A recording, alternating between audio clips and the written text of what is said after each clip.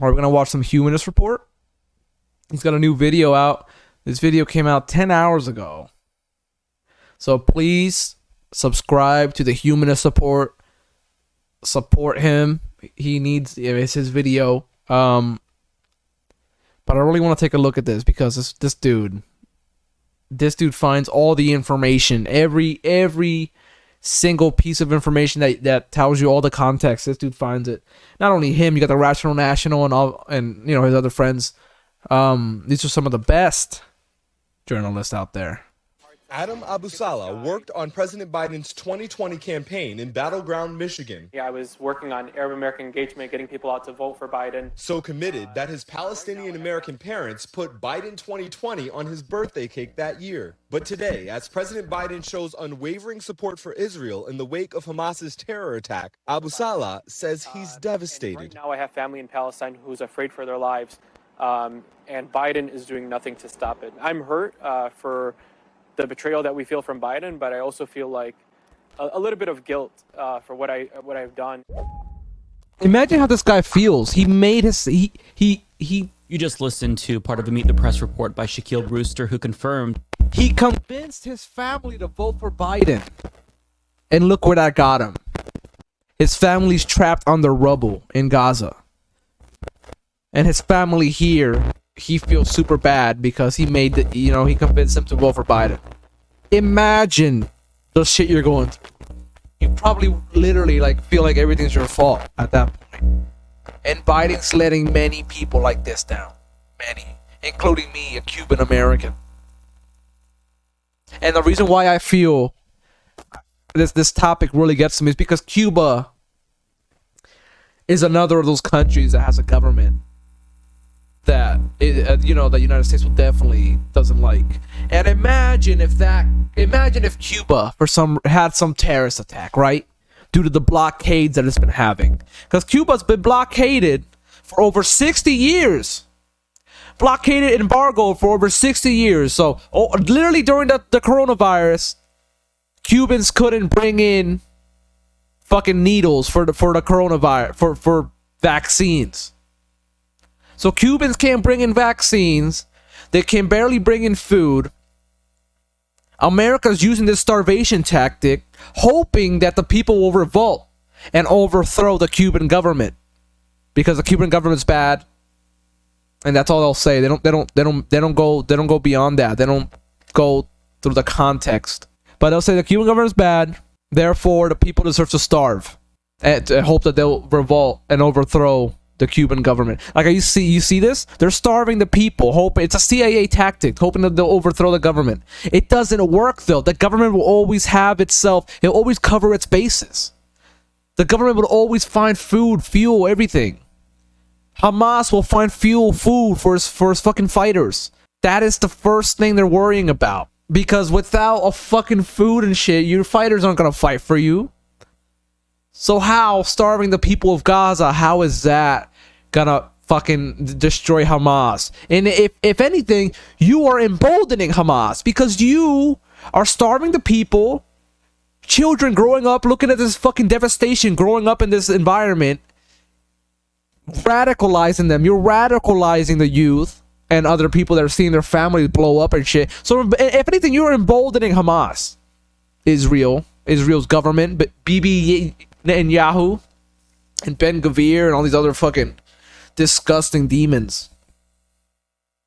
that Arab and Muslim Americans do feel betrayed by President Biden's unequivocal support for Israel and continued support for Israel even as they indiscriminately murder Gazans who had nothing to do with Hamas's attack on October 7th. Now, this story comes as report after report after report indicates that Biden is burning any goodwill he had left with Arab Americans to the ground. And to make matters even worse, there is a mutiny brewing within the State Department over the administration's stance, with high-ranking Muslim appointees reportedly considering resigning as a result of his decisions lately. And even though Biden has slightly adjusted his rhetoric to acknowledge the humanity of Palestinians a little bit, he still has not condemned Israel's war crimes or demanded a ceasefire, and he's now even downplaying the civilian death toll in Gaza. Palestinians are telling the truth about how many people are killed. I'm sure innocents have been killed, and it's the price of waging a war. I think we should be incredibly careful. I think not we, the Israelis should be incredibly careful to be sure that they're focusing on going after the folks that are propagating this war against Israel. And it's against their interest when that doesn't Bro, happen. what are you even saying, But I have Biden? no confidence in the number that... What are you even Palestinians saying, are motherfucker? Now, What? waging. Excuse wait. I gotta put this back. I don't even know what the hell Biden said. I could barely understand him because he's a corpse. He's He's now literally even- he's literally just somehow he's like Yoda. He's like 700 years old and somehow still alive. Bernie Sanders is older than Biden, and Bernie Sanders' brain works better. downplaying the Let me civilian put it that death way. toll in Gaza. Palestinians are telling the truth about how many people are killed. I'm sure innocents have been killed, I'm sure innocents have been killed. Okay, what else? and it's the price of waging a war. And that's the price of waging a war? I mean, kind of, but the extent of civilians that have been killed is not a normal war. This is a genocide at this point. It's not just a normal war. If fucking Russia was killing the amount of, at the same rate, the amount of civilians of Ukrainians, we would have been like literally World War III. We're gonna take out Putin because he's genociding people. But because it's Israel doing it, oh, it's Israel. Go ahead, dude. Who's counting? Who cares about, you know what I mean? No, we're a small population. They don't, just the dictator. You know what I mean? The dictator. It's just sad. I don't even know. Like, the fact that you can't criticize Israel without being called anti-Semitic, even though, like, I'm really anti-fascist. I fucking hate Nazis. I love history. I love learning about all this stuff. I've learned so much. And, like, to now see that the government of Israel is using that to their advantage and calling anybody a fucking anti-Semite, even though you're, like, super progressive and you know what I mean? It's like, wow. I think we should be incredibly careful. I think not we, the Israelis should be incredibly careful to be sure that they're focusing on going after the folks that are propagating this war against. Well, they're not. They're going after the children. Are the children propagating the war? I guess children, when they grow up, they could actually be like soldiers at some point. So I guess those are valid targets, right? Yeah, I mean, if they grow up, So I see Biden's point there. A child can eventually grow up and become a Hamas agent, and you gotta blow them up young. I don't know how else to even put this. The fact that he can't take the the Palestinian numbers as face value is so fucking sad, because way before this conflict right here, the United States was taking the Palestinian numbers face value. But now, since Israel's in conflict now, and Israel said they're lying, oh, now we can't. Hold up, y'all. We can't right now. They're lying. The past few years, they weren't lying, though. But now they're lying. And it's against their interest when that doesn't happen. But I have no confidence in the number that the Palestinians are using. You have no confidence in the number. Okay, Biden. You know who does have confidence in the number, Biden? The United Nations, Biden. You know who else has confidence in the numbers, Biden? Human rights group, Biden. Human rights groups. You know who else has interest in these numbers and actually believes in Biden? Humanitarian groups. Progressive groups. So why can these groups actually believe the numbers, but not the United States or Israel? Huh? What's going on there? Whoa. Why? Why is that? Oh. I don't know. The Hamas numbers, bruh. They're Hamas numbers. Now, put aside the fact that the Gaza Health Ministry... That's like saying we can't trust the Cuban government's medical record numbers because they're fucking communist. And we don't like their government form. It doesn't matter if Hamas is fucking ruling Gaza, dude. They're the government there. You have to take their number face value. Or else you're just fucking looking the other way as people die. And then you're just saying, oh, well, we couldn't do nothing because it's Hamas. just released what are you doing? the full list of deaths with names and ages that can be verified independently now by journalists, or put aside the fact that his administration is using those numbers internally, which indicates that he's lying there. But this point has to be made. When public officials and pundits deny and downplay what's happening before our very eyes, that is how genocides happen. And to see him say that is absolutely tragic. First of all, he says that Israel should be incredibly careful to go after Hamas in order to limit civilian casualties, but they're not. Limiting aid, shutting off electricity and water is collective punishment, which they admit that they're doing, and that's a war crime, and you haven't condemned them for that. Second of all, Biden is rejecting the death toll being reported by Gaza's health ministry because it's run by Hamas. And it makes sense in theory to not trust what they're saying, right? But as Adam Taylor explains in an article for the Washington Post, many experts consider figures provided by the ministry reliable given its access, sources, and accuracy in past statements. Quote, everyone uses the figures from the Gaza Health Ministry because those are generally proven to be reliable, This is what said I was Omar saying. Shakir, Everyone Israel uses and it. Palestine director at Human Rights Watch. In the Everyone times in uses which it, we have Biden, done you our fucking own retard. verification of numbers for particular strikes, I'm not aware of any time which there's been some major discrepancy. Now, Shakir stated that they would not use the numbers if they were inaccurate because that also hurts their credibility as well. So despite the fact that Gaza's health ministry is Hamas run like all entities in Gaza, since they are the governing body of Gaza, like it or not, the numbers have been relatively reliable, which is why people use it, which is why Biden's administration internally is citing those numbers. But I mean, for argument's sake, let's just say that Biden is correct and they're embellishing those numbers. Well, as Kyle Kulinski or Dusty Smith says, well, let's just pretend like the numbers are half or even a quarter of what they're saying. That's still a lot of deaths. That's a lot of dead civilians, a lot of dead children. But let's go even further. Let's pretend for a moment I was that trying we to don't find have my access hat. to any numbers. No numbers at all. We have My no beret. idea. Well, still, even in the absence of numbers, there are enough high-profile deaths of civilians that we can see on social media. Enough examples of carnage that maybe might give people the perception, perhaps, that Israel isn't being as careful as you want us to think that they are. For example, former lawmaker Justin Amash announced that 2 of his relatives were killed by an Israeli airstrike while they were sheltering in a church.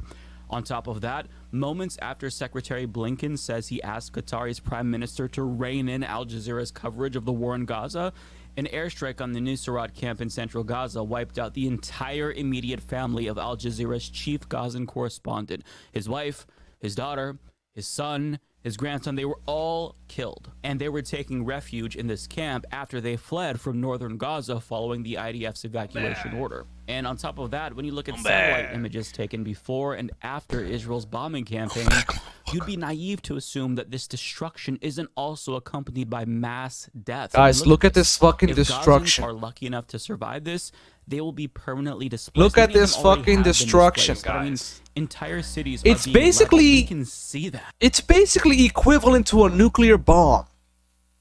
The amount of destruction. No radiation. No radiation, but look at the fucking amount of destruction. They basically leveled these places to the ground. Goddamn Hamas concrete. Like, come on, bro. Come on, bro. You don't think we see this shit? You really think your propaganda is that good, Israel? That we're not gonna see? You think your fucking TikTok models are good enough? That they're gonna distract us from this thing? Israel? You think your IDF TikTok girls are gonna distract us from this? Fucking joke, dude. And on top of that, when you look at satellite images Straight up taken joke. before and after Israel's bombing campaign, you'd be naive to assume that this destruction isn't also accompanied by mass deaths. I mean, look at this. If Gazans are lucky enough to survive this, they will be permanently displaced. Many of them already have been displaced, but I mean, entire cities are being leveled. We can see that. Furthermore, with a lack of electricity that Israel says they are denying to Gazans, and with fuel running out, meaning generators aren't going to be able to operate, babies in incubators and hospitals could literally die unless... Is that a Hamas baby? Maybe that's a Hamas baby. Maybe it's a Hamas baby, guys. You gotta be careful. These babies could grow up to be Hamas. Therefore, we should kill them earlier. Israel either allows in additional And that's what I aid think that's what or turns the electricity Israel's back on. government's saying So right putting now. aside the numbers for a moment, don't you think that these tragedies, just a couple that I pointed out, there are many more, but just these tragedies that I highlighted, along with confessions from Israeli officials that they're focusing on damage and not accuracy, or that Palestinians are culpable for Hamas's crimes too, No, or that that can't they're be, human bro. That can't animals, be. They wanna isn't do that. necessarily instilling the most confidence in us that Israel is They're being a as left-wing careful as you want us government, to think guys. that they are? They're Have you super thought at progressive. all They wouldn't do that. about the optics and how they don't look good for Israel currently, and that your unequivocal support for Israel kind of makes it seem like you're complicit in their genocide currently? I mean, are you concerned at all that it seems like you only care about Israeli deaths and have no concern whatsoever for suffering Palestinians? Apparently, these aren't concerns for the Biden administration. And if they are concerns, he sure as hell has done a poor job at showing that he's concerned. But the message to Arab Americans is coming in loud and clear. They don't think that he cares. Now, we kind of glossed over the fact that Secretary of State Anthony Blinken is pressuring a government to censor a news agency at the behest of Israel. That would be terrible even if Al Jazeera weren't credible, but they are credible, and their reporting is mostly objective. But see, that's the problem. And former Israeli Prime Minister Yair Lapid explains why that's a problem. If the international media is objective, it serves Hamas. If it just shows both sides, it serves Hamas. You see that shit? He says, if the media is objective, it serves Hamas. That means if the media tells the truth, it serves Hamas. And what else did he say? What else did he say? Israeli Prime Minister Yair Lapid explains why that's Let's hear that again, guys. If the international media is objective, it serves Hamas. If it just shows both sides, it serves Hamas.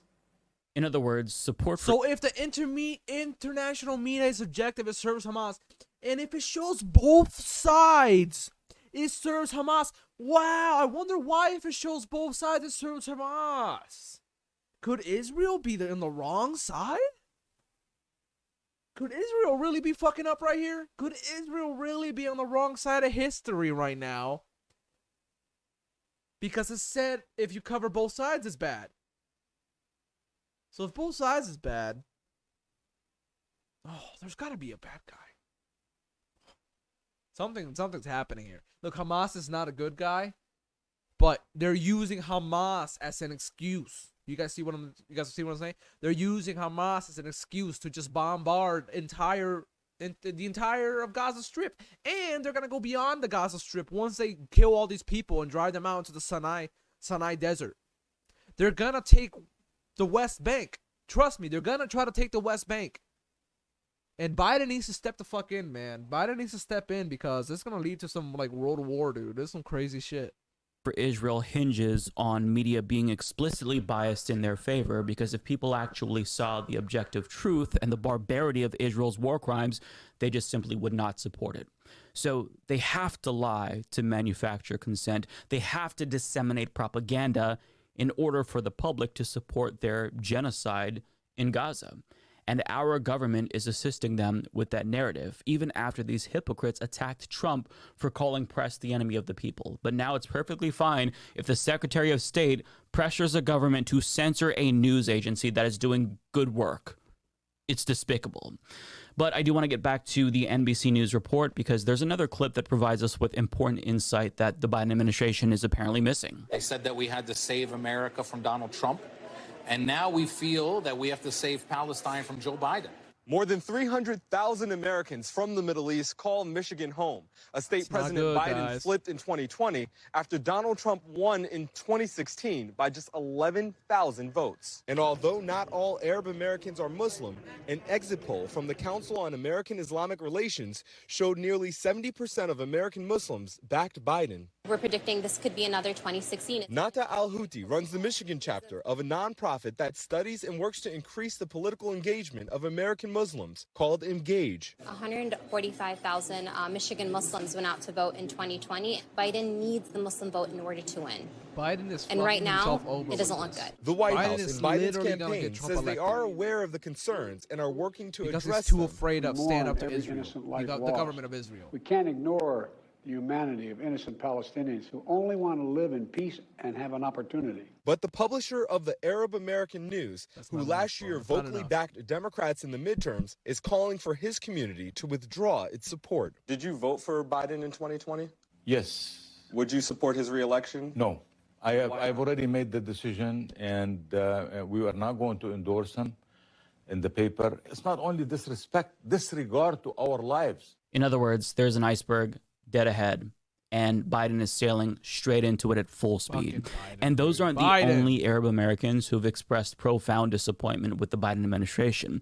NBC News reports, quote, Joe Biden has single-handedly alienated almost every Arab American and Muslim American voter in Michigan, said State Representative Al-Abbas Farhad, a Democrat whose district includes Dearborn, which is home to one of the largest Muslim and Arab American communities in the country. Farhad said he has constituents and neighbors who have family members trapped in Gaza, including some who are American citizens, and they feel completely abandoned by the U.S. government for not doing more to help get them out, get aid in, and pressure Israel for a ceasefire. What I'm hearing now is digging your own grave. Betrayed by Joe Biden, said Amir Zar, president of New Generation for Palestine, a Dearborn-based network of mostly young Palestinian Americans. People are feeling that the Democratic Party is unequivocally, with a few exceptions, supporting Israel and not humanizing Palestinians and looking at the humanity of Palestinians. Now, as Politico adds, Maysoon Zayed, a Palestinian-American comedian, did everything she could to get Joe Biden elected in 2020, but after watching how Biden has navigated the Israel-Hamas war over the last 2 weeks, Zayed said she can no longer vote for him in 2024. Quote, the man broke my heart, she said. I never in my life thought the empathizer-in-chief would sound the way he did. The Palestinians were given no humanity, she said. Joe Biden should spend every breath he has condemning Israel's genocide with the same zeal he condemned Hamas's massacre of civilians, that same zeal, and we get nothing. 1,000 children are dead, and we get nothing. So you have a plethora of anecdotal examples of Arab Americans saying they're just not going to vote for Biden again. Full stop. Biden's fucking up. Now, if that isn't a wake-up call for the Biden administration, then nothing will be. Now, I think internally they know and they're scared shitless, but they're still not reversing course. Therefore, they are willingly bleeding support and not actively trying to change what's happening currently. Now, I know that most liberals and even a lot of leftists don't agree with that sentiment, that they're not voting for Biden. They think that they should vote for Biden because obviously Trump would be worse on the issue of Israel Palestine. He'd be worse for Arab Americans. He'd be worse for every marginalized community, for poor people, for everyone. But at this point, people are like, someone with trans family Trump members, is, I'm horrified Biden's shooting himself in the foot. I think he's an and he's really he's fumbling the ball for America. He could literally hand the ball over to fascism really easily by fucking up here. Having said that, though, you don't have to agree with their decision to not vote for Biden, but it's very important that you understand where they're coming from. You can't just lash out in anger at them, which is what liberals usually do when it comes to voters disillusioned with the Democratic Party. You need to listen to what they're saying. They feel hurt. They feel like they're disposable. They feel used. They feel betrayed. They feel like they're not seen by this administration. And if Biden loses Michigan in 2024 because Arab Americans choose to stay home, he could lose the entire election. And guess what? That's on Biden. That's not on them. And Elie Mystal explains why in an op-ed for The Nation that Arab Americans aren't the only voters that Biden is alienating with his behavior here. He writes, Biden risks labeling himself as a president who is in favor of colonization and one who will turn a blind eye to ethnic cleansing and war crimes. And those are tough labels to shake once they take hold in communities of color. Voters of color are strategic and willing to swallow a lot of nonsense and vote for the lesser evil, but there are some who will simply not pull the lever for any president in any party who stands aside while so much shit people can take before they, vote against you, like bombed into oblivion. Biden can entirely people's families getting fucking obliterated, bro. Israelis pure evil, but they bombed a Christian church. To say turn on the water to civilians living in the desert. He can say that Palestinian people deserve dignity and respect, but can't unequivocally say cutting off electricity to civilians is a human rights violation. I'm sorry, but it's hard to see Biden's personal decency when he can't speak up for the thirsty. Biden is asking asking black and brown voters to trust that he values all lives equally, but that becomes almost impossible to believe when he endorses the treatment of Palestinians as collateral damage to a counterterrorism campaign. Moreover, I feel like white commentators too easily forget that we live in a country where Trump is a looming threat only because a significant majority of their own cousins and uncles and spouses are set once again to vote for a raving orange clown no matter how many times he gets indicted for crimes. White folks are the ones threatening the future of American democracy. To save it, Democrats need supermajorities of Latino, Asian American, Pacific Islander, and Arab American voters, and they need black people to continue supporting Democrats by well over 80% margins, and they need all those groups to turn out. So just maybe the white anti-Trump crowd could listen to voters of color with some respect when they try to tell you what's wrong with their political approach. Now, Ellie goes on to make a really important point. It also must be said that Biden's lack of support for Palestinians is being viewed in the context of his enthusiastic support for Ukraine. The situations are far from analogous, but Biden literally linked his support for Ukraine and support for Israel together in his Oval Office address. It's a politically tone-deaf comparison for Biden to make because linking the two doesn't work in his favor. It's simply not lost on voters of color that when a white country was invaded, Biden sent guns and missiles and money, while all he seems to have for Palestinians is some bottles of water chucked at them from Egypt and the hard-won pronouncement that not every single one of them is a terrorist who should be deleted from existence. So there's a lot of really important points made here by Elie Mystal, and another point that he made that I didn't read to you was if Biden does indeed approve more aid to Israel and another aid package to Ukraine, then voters at some point are going to begin to wonder, what about us? Where's our aid? Because we can barely afford to feed our families. We struggle to pay rent. So when do we get a turn? When do we get aid? Right?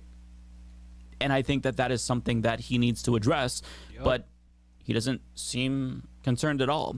But one of the most important points that Elie Mystal made was that this is why we have no fucking healthcare in this country, because everything's spent on fucking blowing brown people up in the Middle East. And if they fail to inspire this is literally why we have no healthcare. That they actually no healthcare, no fucking, then no jobs program, and it's not just Biden. I mean, take a look. No fucking humanitarian military program where we help build countries up and help them around the world instead of bombing them. Is embarrassingly small. This is why we can't get free education. Members of Congress. So it looks this is why we can't give every kid free lunch in school. This is why we can't do anything good for society. And it looks even worse because we're spending all this taxpayer money that mostly gets taxed from the fucking middle and lower classes. Because the rich in favor of Palestinian human rights. All these fucking loopholes and shit at this point, like that these Democrats don't actually care about their concerns. Right here. They're just votes. Warmongering. Utility is gone after each supporting election. fucking right-wing fascist governments across the world. Democrats seem self-aware enough to course correct. This is what we're doing. Sanders, his own staffers, hundreds of his own staffers, and it makes me fucking really depressed. Please, Bernie, we voted for you twice. Makes we me really supported sad. you monetarily. We volunteered for you. Please support a ceasefire. He has not done that. He released a milquetoast statement. So I don't think that they understand how bad they are hurting themselves right now by being so tone deaf, by refusing to listen. But the issue goes even deeper than that, because Biden's stance here is not just alienating Arab Americans and voters of color, but he's also alienating young voters, and he's already doing terrible in that regard as well. But this could hurt him even more. As Alexander Salmon of Slate explains, a recent Quinnipiac poll underscores Biden's disastrous standing with the youth vote. The president's favorability rating has cratered out at an almost unbelievable 25% among registered voters under 35 years old. Now, Biden's Israel policy threatens to deepen that divide even further. Again, it's wise to not overreact to polls, but the data is not terribly ambiguous on this. On this issue, young voters are far from the president, who publicly remains hawkish and unstinting in a way that has not kept pace with their political attitudes or even those to a lesser degree of the Democratic Party. Biden has continued to pledge unquestioning and total support for Israel, even as human rights groups sound the alarm about the threat of the Israeli military. Look at fucking Biden, bro. Look at Biden, guys. You know what Biden looks like? Man, all of you guys. Man, all of you guys. Bunch of bitch-ass culeros. Bunch of bitch-ass culeros. Fuck you guys. Fuck you, Benjamin Netanyahu. Benjamin Netanyahu. Let me see. Let me bring up my voice. Let me bring out the voice mod, guys. We gotta flush Benjamin Netanyahu. Flushing toilets 10 times, 15 times, as opposed to once. We gotta flush him down the toilet, guys. This is how I feel when I talk about this topic. I don't want to talk about this. Biden's polls dropped. Biden's approval rating dropped 11 points since this happened. So how do you think I feel, guys? I don't want to make Biden look more shitty, but he's acting like a fucking poo-poo head. And this is how I feel when this whole topic, like, 7,000 innocent civilians have died so far. And as far as we know, 13 Hamas people have died. 13 Hamas people have died, and you fuck.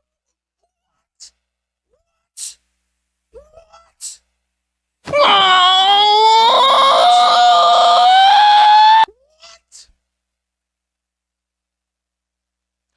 I don't know. I don't even know what to say anymore. Like, it's just so fucking brain breaking.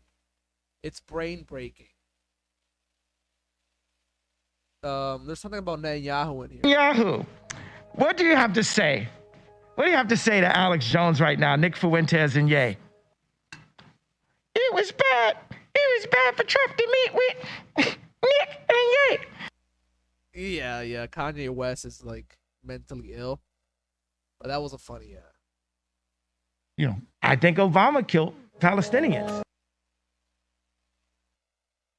You know, I think Obama killed Palestinians.